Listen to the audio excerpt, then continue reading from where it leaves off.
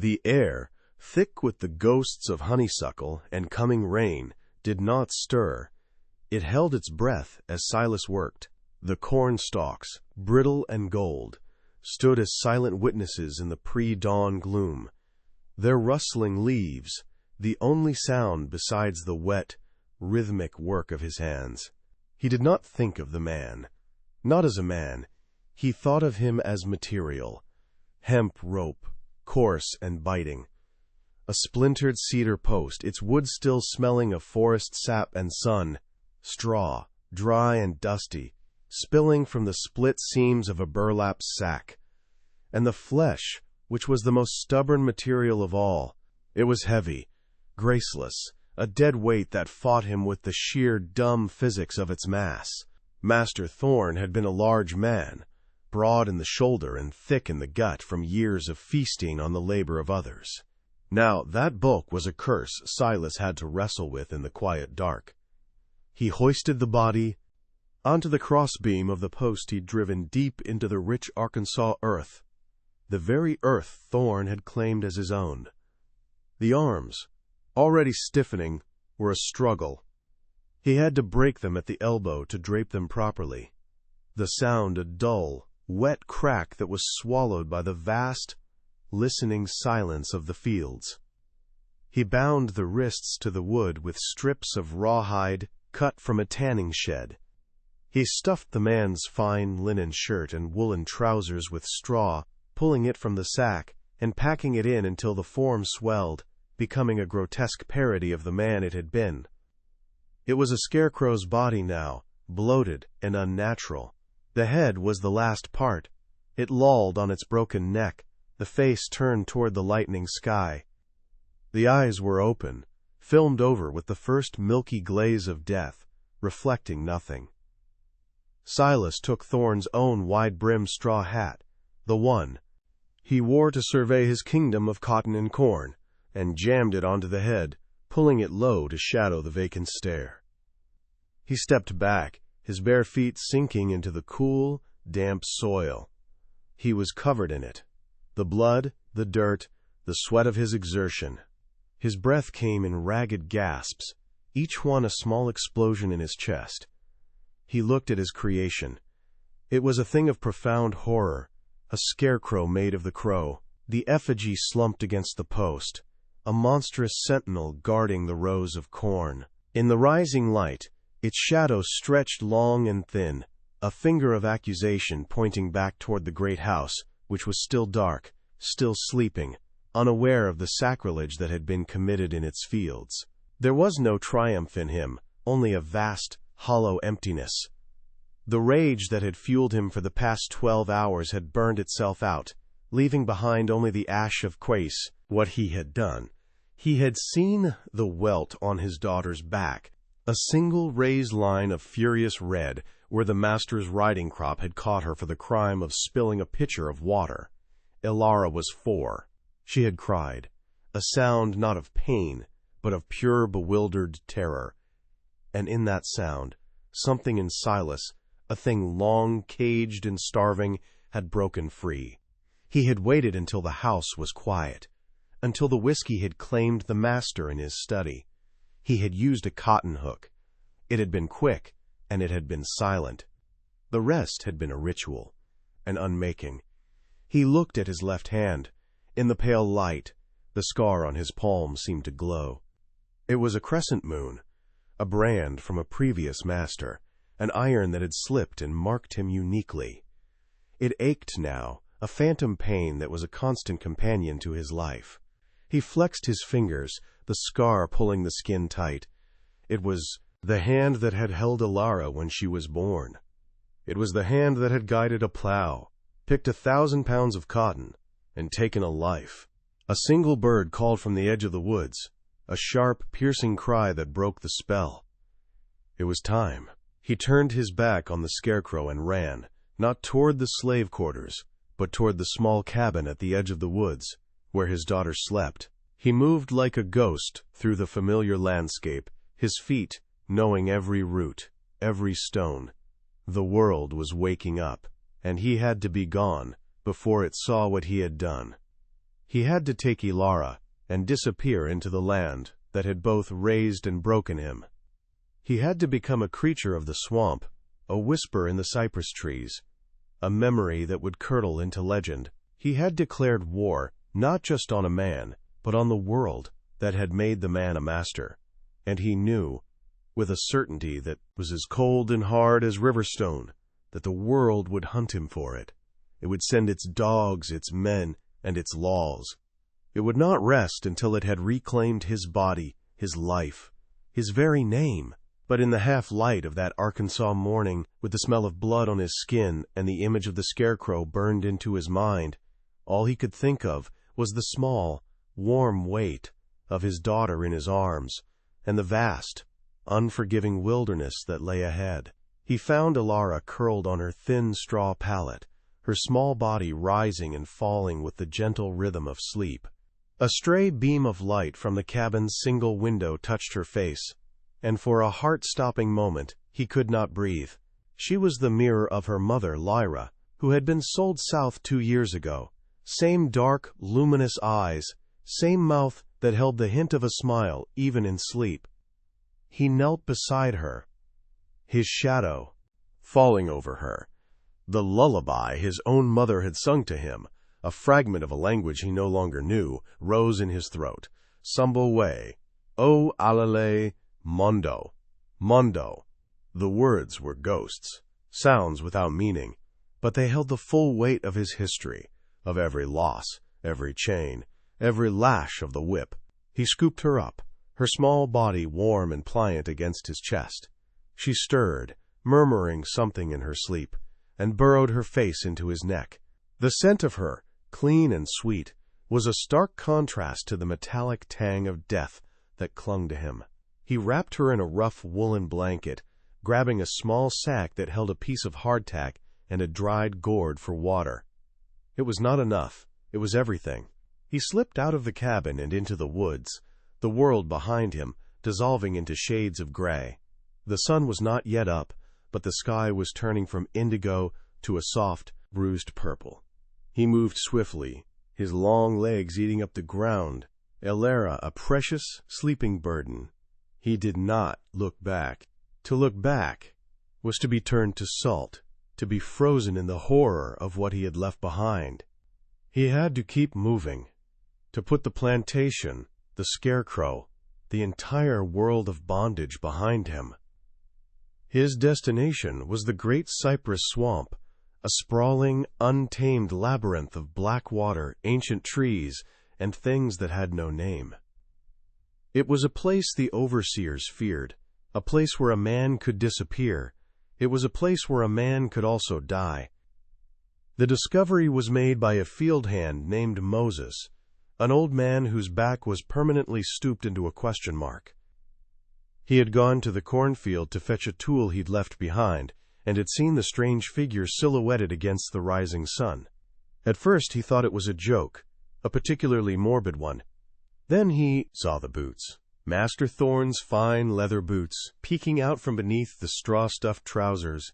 He saw the glint of the gold ring on the bound hand. He let out a cry that was thin and reedy, the sound of a terrified bird. It carried on the morning air, across the fields, all the way to the overseer's house. The overseer's name was Holloway. He was a lean, sun-scorched man with eyes the color of a washed-out sky. He did not run. He walked to the cornfield with a long, deliberate stride, his face a mask of grim disbelief. When he saw it, he stopped. He did not touch it. He simply stood and looked, taking in every detail. The broken arms, the straw bursting from the shirt, the hat pulled low. He saw the sheer, calculated audacity of the act. This was not a murder of passion. It was a statement, a sermon delivered in blood and straw. He felt a cold knot tighten in his stomach. This was an affront to the natural order of things, an act so profane it threatened to unravel the very fabric of their world. He turned and walked back to the house, his mind already working, cataloging the faces of the slaves, searching for the one capable of such a thing, the one who was missing. By mid-morning, The thorn plantation was a hive of frantic, terrified activity.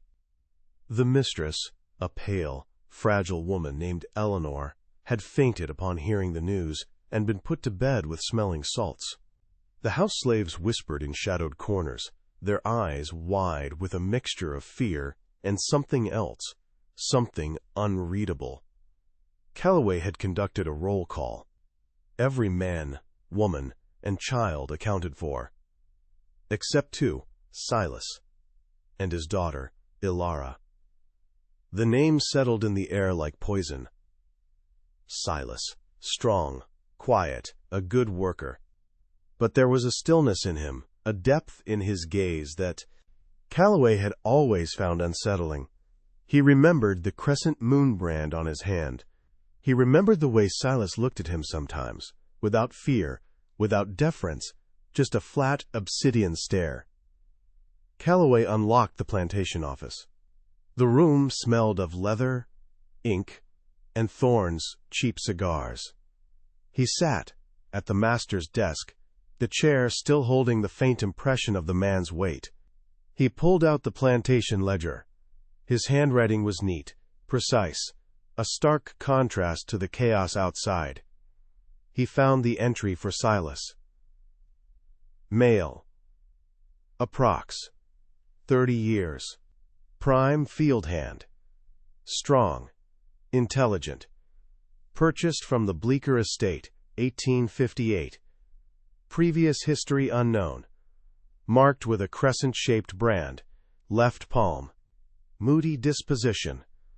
Potential for defiance. To be watched. Beneath it, in Thorne's sprawling, arrogant script, was a more recent note. His get, Ilara, shows promise for housework. Likes to sing. Annoying. So Sliders. Holloway slammed the ledger shut. He knew what he had to do. He would gather the dogs. He would send riders to the neighboring plantations and to the sheriff in the nearest town. He would draft a bounty poster. He would hunt Silas down, and when he found him, he would make an example of him. He would bring him back and hang him from the tallest oak tree on the property, and he would leave the body there to rot, a different kind of scarecrow, a warning to any other slave who dared to dream of raising a hand against their master. The world had been turned upside down, and it was his job, his sacred duty, to set it right. Silas plunged deeper into the swamp. The air grew heavy, thick with the smell of decay and wet earth. The sunlight, which had been a pale wash in the fields, was now a dappled, uncertain thing, filtered through a dense canopy of cypress and tupelo trees. Spanish moss hung from the branches in long, ghostly shrouds, swaying in the unfelt currents of air. The ground beneath his feet became soft, then spongy, then gave way to murky, knee-deep water. Ilara had woken up, her initial whimpers of confusion turning into a quiet, watchful silence as she clung to him. She was a child of the fields, and this place, with its strange sounds and grasping shadows, was an alien world. "Where are we going, Papa?" she whispered, her small voice a fragile sound in the immense quiet. "Away," he said, his voice a low rumble. "We're going to find the North Star." It was a story, a myth whispered in the quarters, a dream of a land where a man's skin did not determine his fate. He didn't know if it was real, or how to find it. Right now, his only star was survival. He moved with a hunter's instinct, his senses alive to the world around him. He heard the plop of a turtle sliding off a log, the drone of 1,000 insects, the distant cry of a hawk. He saw the flicker of a water moccasin, its dark body a ribbon of death in the black water. He felt the suck of the mud at his ankles, the scratch of thorns on his skin. This was a world of primal forces, a world that did not care about masters or slaves. Here, there was only the hunter and the hunted, the living and the dead. And for the first time in his life, he felt a strange, terrifying kinship with it. He was no longer Silas, the field hand. He was a creature of the swamp, as wild and as desperate as any other. He found a small hummock of dry land, a tiny island in the vast morass, crowned by a massive, ancient cypress whose roots spread out like grasping claws. He gently set Elara down. Her legs were shaky. She looked up at him, her dark eyes filled with questions he could not answer. He gave her a piece of the hardtack, and she gnawed on it slowly, her hunger overriding her fear.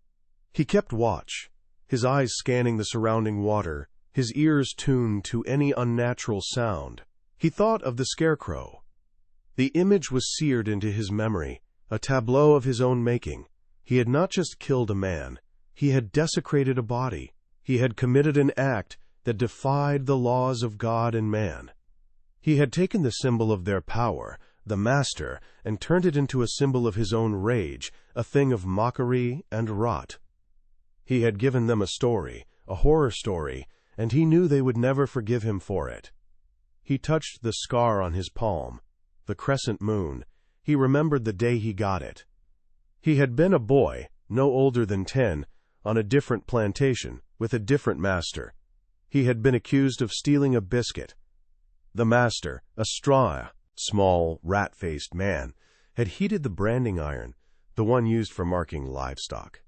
It was supposed to be a simple B for Bleecker, but the man had been drinking, and his hand had slipped. The iron had seared a perfect, beautiful, terrible crescent into the soft flesh of his hand. He had not cried out. He had bitten his tongue until it bled, the coppery taste of his own blood filling his mouth. He had learned then that to show pain was to give them a victory. The scar was his first lesson in the art of endurance. Now it felt different.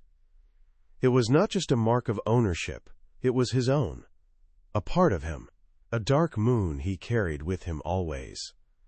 A sound drifted through the trees. Faint, but unmistakable, the baying of hounds. Holloway stood over the dog pen, a leather leash coiled in his hand. The dogs, a mix of bloodhounds and curs, were in a frenzy, their deep-throated barks echoing through the morning air.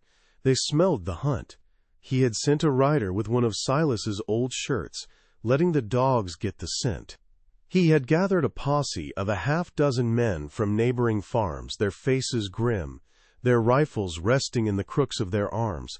They were not just hunting a runaway slave. They were putting down an insurrection. They were restoring order. "He's headed for the swamp," one of the men said, spitting a stream of tobacco juice. "Only a fool would go in there." "Silas is no fool," Holloway said, his voice flat. He clipped the leash onto the collar of the lead dog, a massive bloodhound named Judge. "He's desperate, and a desperate man is more dangerous than a fool." He looked toward the dark line of trees that marked the edge of the swamp. It was a place of shadows and secrets, a place he hated. But he would go in, he would follow Silas into the very belly of that green hell if he had to. He would not be beaten by a slave in a swamp. He mounted his horse, the leather of the saddle creaking. "Let's go," he said, and gave the signal. The dogs surged forward, straining at their leashes, their voices a ragged chorus of bloodlust. The hunt had begun. The sound of the dogs sent a jolt of pure adrenaline through Silas. He snatched Elara, pulling her tight against him, his hand clamped over her mouth to stifle the cry that rose in her throat. "Shh, little bird," he whispered, his voice urgent. "We have to be quiet now. Quieter than mice." He slid into the water, its coldness a shock against his warm skin. He kept the cypress trunk between him and the direction of the barking, moving deeper into the swamp. The water rose to his waist, then his chest. He held Elara above it, her small arms wrapped tightly around his neck. The mud sucked at his feet, trying to pull him down, to hold him in place for the dogs. Each step was a monumental effort. The baying grew louder, closer. He could hear the crashing of men and horses through the undergrowth at the swamp's edge. They were coming. He scanned the water, his eyes wide with desperation. He saw it then. A hollow log, half submerged, covered in moss and fungus. It was a risk. It could be home to a snake, a nest of spiders. But it was his only chance. He waded toward it, his movements slow and deliberate, trying not to make a ripple. He reached the log and peered inside. It was dark, and smelled of rot. He took a deep breath. He looked at Ilara, whose eyes were wide with terror. He brought his lips to her ear. "We're going to play a game," he whispered. "The quiet game. We have to hide in here. You cannot make a sound, my love. Not a single sound. Do you understand?" She nodded, a tiny, jerky movement. He kissed her forehead, then gently pushed her into the hollow of the log. He slid in after her, pulling a curtain of Spanish moss over the opening. The world went dark. The space was cramped, suffocating. The water inside was cold and slimy, and something brushed against his leg. He fought the urge to flinch. He held Ilara against him, his body a shield. He could feel the frantic beating of her heart against his ribs. He put his fingers to her lips, a silent reminder. The barking was deafening now. It was right on top of them. He could hear the splashing of the dogs as they entered the water, the shouted commands of the men. "He's in here somewhere. The scent is strong." That was Calloway's voice, sharp and clear. "Damn this place," another voice grumbled. "He could be anywhere." A dog was whining, circling near their log. Silas's heart hammered against his ribs. He held his breath. Ilara was trembling in his arms, a small, terrified animal. He began to hum, the sound so low it was more a vibration in his chest than a noise. Natas, O alele mondo mondo, the ancient lullaby, a thread of sound connecting him to his mother, to his past, to a time before this terror. He felt Ilara's trembling lessen, her body relaxing slightly against his.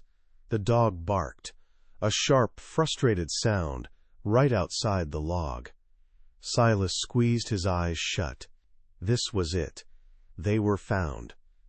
But then he heard Calloway's voice again, angry and impatient. "He's thrown them off the scent, the water's confusing them. Spread out. Check every island, every thicket. He can't have gone far." The splashing and shouting moved away, receding into the distance. The baying grew fainter. Silas stayed, hidden in the log, unmoving, for what felt like an eternity.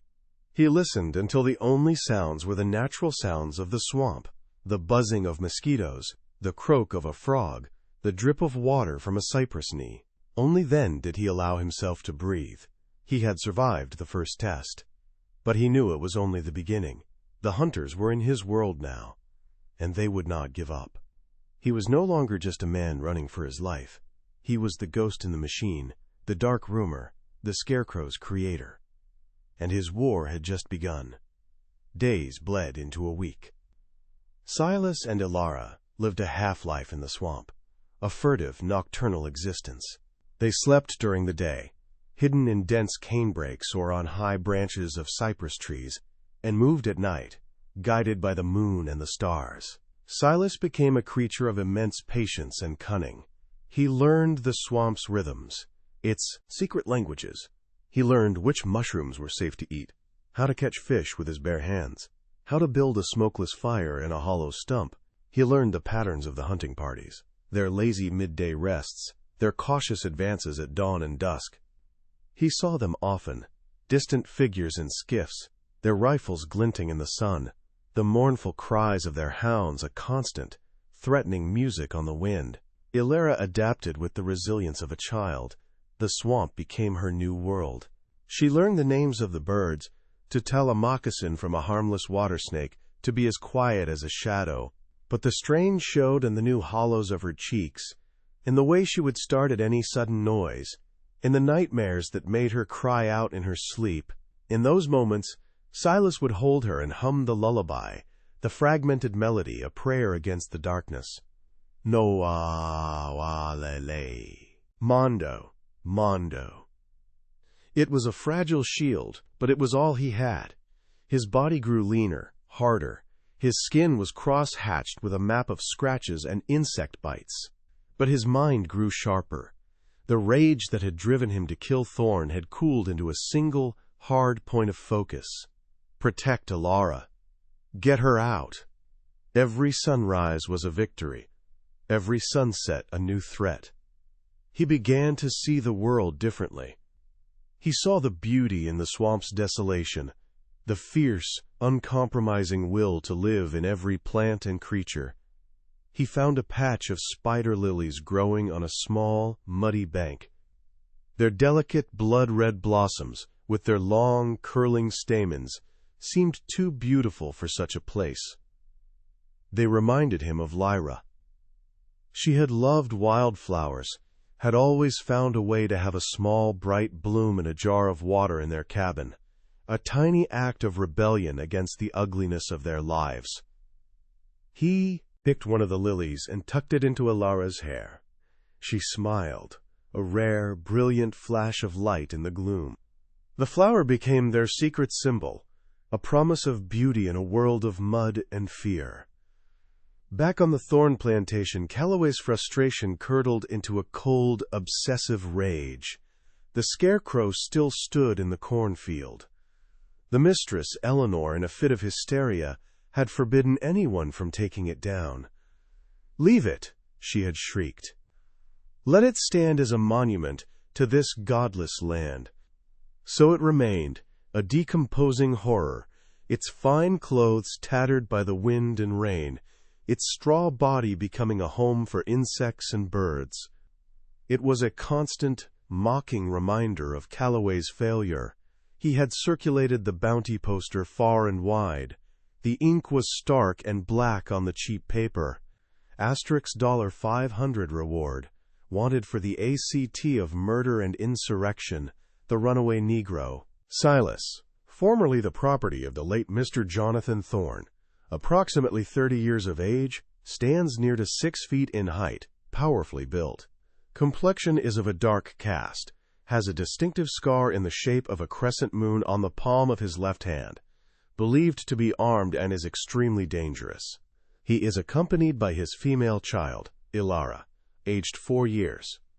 The above reward will be paid for his capture and delivery to the thorn plantation, or for proof of his death.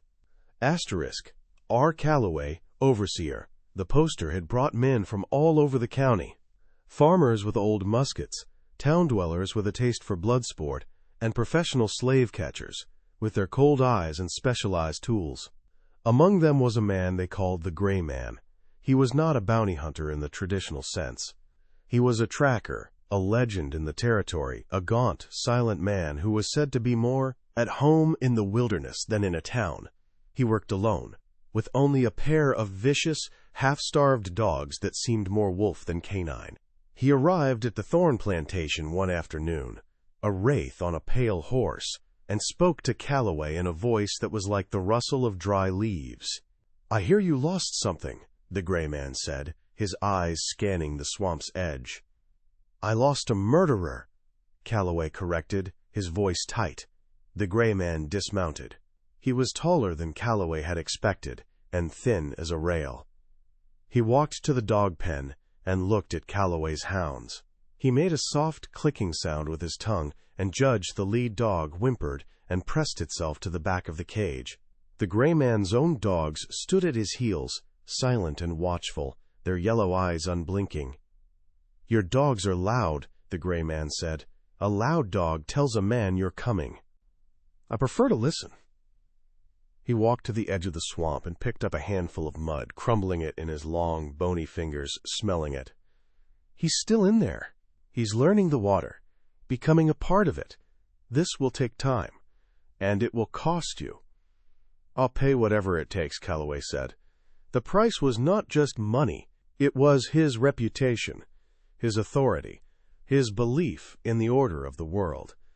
He needed Silas's body, dangling from a rope, to restore that order. The Gray Man nodded slowly. "500 is for the body," he said, his pale eyes fixing on Calloway. "For the legend, the price is higher." Without another word, he melted into the tree line, his 2 dogs moving like shadows at his side. A new, more dangerous phase of the hunt had begun. Silas knew the new hunter was there before he ever saw him. The swamp changed. The patrols became less frequent but more deliberate. Traps appeared, simple snares and deadfalls, on the paths he had used. He found one of his fishing spots poisoned, the water clouded, the fish floating belly up. This was not Calloway's work. This was someone who knew the wilderness, who thought like he did. A cold dread, different from the frantic fear he'd felt before, settled in his bones. He was no longer just evading a posse. He was being stalked by a predator.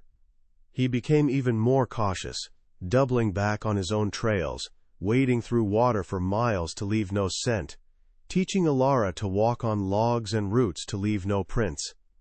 He felt a constant prickling sensation on the back of his neck, the feeling of being watched. One evening as dusk was settling, he was perched in a tree, watching a clearing. He saw a flicker of movement. It was the gray man. He was not dressed for the swamp. He wore dark, town-style clothes that seemed to absorb the light. He moved with an unnerving grace, his 2 dogs trotting at his side without a sound. He stopped in the middle of the clearing, a spot where Silas and Alara had rested 2 days before. The man knelt, his long fingers brushing the ground. He picked up something small and held it to the fading light. It was the wilted, browning spider lily that had fallen from Alara's hair. The gray man looked at it. Then his head lifted, his gaze sweeping the trees, his eyes seeming to bore right through the foliage, right into Silas's hiding place. Silas's blood ran cold. The man smiled, a thin, lipless stretching of his mouth. He then stood up and continued on, moving in the exact direction Silas had taken. The game had changed. This was a battle of wits, a deadly chess match played across a board of mud and cypress. Silas felt a surge of something he had not felt since the night he killed Thorn, a cold, clarifying rage. This man was hunting his child. He was not just a threat to be evaded. He was an enemy to be fought. Silas was no longer just prey. He had to become a hunter himself. He began to set his own traps, not to kill, but to mislead, to wound. He used his knowledge of the swamp to his advantage. He crafted false trails that led to snake-infested thickets or deep sinkholes of quicksand. He used sharpened cane stakes, hidden in the mud along the waterways. He became a ghost, a malevolent spirit of the swamp. The legends Calloway had feared were now being born out of necessity. The other hunters grew fearful. They spoke of a demon in the swamp, a massive black man with a moon-shaped scar who could walk on water and command the snakes. Several of them abandoned the hunt, unnerved by the silent, watching wilderness and the stories that were breeding in it. But the gray man was not deterred. He seemed to anticipate Silas's moves, sidestepping the traps, reading the false signs. One of his dogs fell victim to a cane stake, its yelp a sharp, shocking sound in the night. The next day, Silas found the dog's body left on his trail, its throat cut. A message. I am still here. I am still coming. The pressure was immense. Alara was growing weaker. The meager diet of fish, roots, and berries was not enough. She had a persistent cough, and her small body was racked with feverish shivers at night. Silas was haunted by his powerlessness to help her. He could fight a man, he could outwit dogs, but he could not fight a fever. Her survival depended on getting out of the swamp, on finding real food, real shelter. He had to make a move. He had to do something drastic. He had heard the slave patrols talking, their voices carrying over the water at night. They spoke of the war, of the secession of Arkansas from the Union. They spoke of a great unease, of supplies being diverted, of men being called up to fight. But they also spoke of the upcoming harvest festival at the Thorn plantation. In a desperate attempt to restore a sense of normalcy, of mastery, Eleanor Thorn had insisted the annual feast go on. It was to be a grand affair, a defiant gesture to the world, to the ghost in their swamp, that their way of life would not be broken. An idea, mad and desperate, began to form in Silas's mind, a plan born of love and fury. He would not run north. Not yet. He would go back. He would return to the heart of the beast, to the place of his bondage. He would use their celebration, their defiant feast, as a weapon against them. He would give them a harvest they would never forget. He would burn it all to the ground. The night of the harvest festival was thick and starless, the air charged with the promise of a coming storm. On the thorn plantation, the great house blazed with light, every window a warm golden eye. Carriages lined the long drive, and the sound of laughter and fiddle music spilled out onto the manicured lawns. It was a scene of defiant opulence, a world away from the dark, hungry reality of the swamp. Holloway stood on the veranda, a glass of whiskey in his hand, his face a grim mask. He hated this. It felt like dancing on a grave. The Scarecrow still stood in the cornfield, a skeletal guest at the feast. The gray man was out there, somewhere in the darkness, a patient predator. And Silas was still free. Holloway felt the foundations of his world cracking beneath his feet. Silas moved through the darkness like a wraith, Alara strapped to his back, sleeping fitfully under the influence of a calming root he had found. He had spent days watching the plantation, learning the routines, the placement of the guards. He knew this land better than any of them. It was in his bones, in his blood. He carried a small bundle, a collection of dried moss, pitch-rich pine knots, and a stolen flint and steel. His plan was simple and terrible. He was not going to attack the house. He was going to attack the source of its wealth, its power, the cotton gin. The gin was a massive wooden structure that stood near the river, filled with the recent harvest. It was a tinderbox, a monument to a year of back-breaking labor. He reached it undetected, the sounds of the party providing perfect cover. He worked quickly, his hands sure and steady. He piled the tinder against the dry wooden walls, his heart a slow, heavy drum in his chest. He looked at the crescent moon, scar on his hand. It seemed to shine in the faint ambient light from the house. He thought of his mother, of Lyra, of Alara. He thought of the generations of stolen lives that had been fed into this machine, this world. He was not just burning a building, he was burning a history. He struck the flint against the steel. A spark. Another. A tiny flame caught in the dried moss. It flickered, then grew. A hungry, living thing. He was turning to leave when a voice cut through the night. "I knew you'd come back." Silas froze. The gray man stood not 20 feet away, a long rifle held loosely in his hands. His 2 dogs, one of them limping, stood at his side, silent and menacing. "You're not like the others," the gray man said, his voice conversational, calm. "You have a purpose. I admire that. But your purpose ends here." Silas gently slid Alara from his back, propping her sleeping form against a stack of cotton bales. "My purpose is my own," he said, his voice low and dangerous. He pulled the cotton hook from his belt, the same tool he had used on Thorn. Its curved steel point glinted. The flames behind him were beginning to lick up the walls of the gin, casting a flickering, hellish light on the scene. The gray man raised his rifle. "Don't be a fool. There's nowhere left to run." At that moment the first clap of thunder rolled across the sky, a deep, guttural growl. The wind picked up, whipping through the clearing, fanning the flames. The fire roared, a sudden explosion of heat and light. The gray man was momentarily distracted, his eyes flicking toward the inferno. It was the only opening Silas needed. He charged, not at the man, but to the side, toward the river. He grabbed a heavy wooden mallet used for pounding cotton bales and hurled it at the dogs.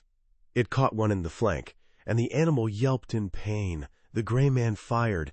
The shot went wide, the bullet splintering the wood of a bale next to Silas's head. Silas didn't stop. He scooped up Ilara and plunged into the dark, churning water of the river. The current was strong, pulling at him, trying to drag him under. He held Ilara's head above the water, his powerful legs kicking, fighting the river's pull. The gray man ran to the riverbank, reloading his rifle with furious speed. He raised it to fire again, but a figure emerged from the shadows behind him. It was Holloway. He had seen the first flicker of the fire and come to investigate. "What in God's name?" he shouted over the roar of the flames and the storm. "He's in the river!" the gray man yelled, pointing. Holloway saw the dark shape in the water, a head, and a smaller bundle moving. Downstream, he raised his own pistol, but at that moment the fire reached the oil stores inside the gin. The building erupted in a massive fireball, a volcanic explosion that lit up the entire sky. The force of the blast threw both Holloway and the gray man to the ground. The party at the great house dissolved into screams and chaos. The world had become an apocalypse of fire and storm. Silas was carried by the current, the river his only ally. He looked back once. He saw the plantation silhouetted against a wall of flame, a vision of Judgment Day. He saw the great house, its windows reflecting the fire, like eyes witnessing its own doom.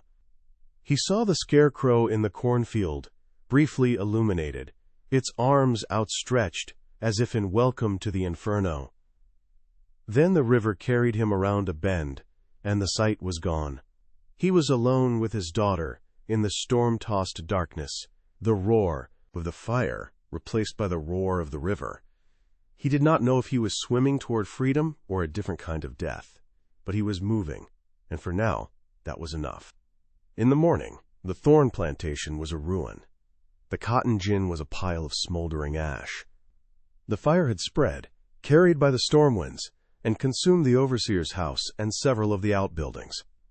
The great house itself was scarred, one wing blackened and gutted. The Scarecrow was gone, consumed by the flames that had swept through the dry cornfield. Of Master Thorn, nothing remained but a legend and a scorched patch of earth. They found the gray man's body downriver, tangled in the roots of a cypress tree.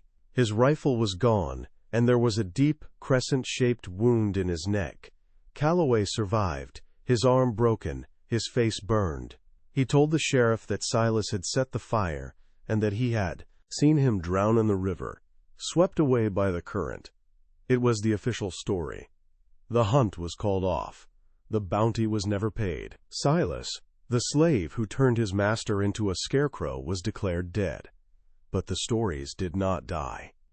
For years, runaway slaves moving north through Arkansas whispered tales of a ghost in the great cypress swamp, a tall, silent man with a crescent moon scar on his hand who would appear in the dead of night to guide them, to leave food on the trail, to chase off the slave catchers, dogs with a low, haunting lullaby that sounded like the wind in the trees. Some said he had a daughter with him, a girl with eyes like dark stars, who could speak to the birds.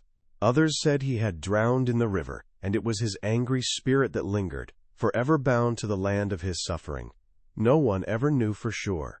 Silas and Ilara had vanished from the world of records and ledgers, melting into the realm of myth. They became a story told by a fireside, a song hummed to a frightened child, a symbol of a rebellion so profound it had to be spoken of in whispers. Epilogue, Memphis, 1932. The young woman from the Federal Writers Project sat on the porch of the small, neat house, her notepad in her lap. The old woman in the rocking chair opposite her was named Sarah Jane Washington. She was 93 years old, her skin a beautiful, intricate map of wrinkles, her eyes still sharp and clear. Her grandmother had been a slave on a plantation in Arkansas. "Tell me a story from the old times," the young writer said, her pencil poised. "A true one." Sarah Jane rocked back and forth, the chair creaking in a slow, steady rhythm. "Truth is a slippery thing, child," she said, her voice a soft, reedy whisper. "It changes with the telling.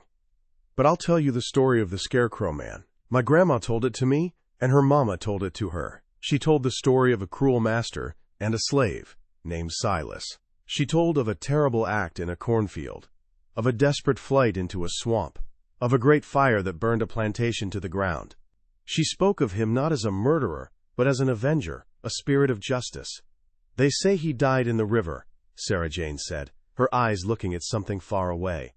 "But my grandma never believed it. She said some folks are too strong, or maybe just too angry, to die." She stopped rocking and leaned forward, her voice dropping to a conspiratorial whisper. Years later, after the surrender, a letter came to one of the freed families still living in the area. It had no name on it, and it came from a town way up north, a place in Canada. The paper was old and soft. Most folks couldn't read, but my Uncle James could. He said the handwriting was rough, like it was hard for the man to form the letters. The writer leaned in, her pencil scratching furiously. "What did it say?" Sarah Jane smiled, a slow, mysterious smile. "It didn't say much, just a few lines. It said, 'The North Star is real. The little bird has learned to fly. Tell our people to look for the moon.'" She reached into the pocket of her apron and pulled out a small, tattered Bible. She opened it carefully, its pages brittle with age. Tucked inside was a pressed flower. It was faded and delicate, but its shape was still clear, a blood-red blossom with long, curling, spider-like tendrils. "My grandma said a free man traveling down from the north gave this to her," Sarah Jane said, her old fingers gently touching the fragile petals. "He said a woman gave it to him. An old woman with a young voice, who lived in a free settlement across the border. He said she told him it was a spider lily. She said it grew in a place of great darkness, but it was a reminder that beauty can survive anything. She also taught him a little song, a lullaby she said her father used to sing." Sarah Jane closed her eyes, and in a voice that was suddenly clear and young, she began to hum. It was a strange, haunting melody, made of only a few repeating notes, a fragment of a lost world. The young writer stopped writing and just listened, the sound filling the quiet afternoon air, a thread of memory stretching back through the years, back to a dark swamp, a desperate father, and a love that had refused to be extinguished. The line between history and myth is drawn in water and smoke. Was Silas a man or a ghost? A murderer or a liberator? Perhaps he was all of these things. Slavery was a system that sought to unmake people, to turn them into property, into tools, into things. It sought to erase their names, their families, their gods. But it could not erase the human heart, in all its capacity for love, grief, and, when pushed past the limits of endurance, a rage as righteous and as cleansing as fire. The story of Silas is not a story of a monster. It is the story of a man who, in a world determined to dehumanize him, chose to reclaim his own narrative, using the very tools of horror that had been used against him. He turned his master into a scarecrow, an empty thing of straw and stolen clothes, and in doing so, he became something more than a man. He became an idea. And an idea, unlike a man, can never truly be caught, or killed, or chained. It can only run, and hide, and wait, and whisper its dangerous, hopeful, and terrible story in the dark.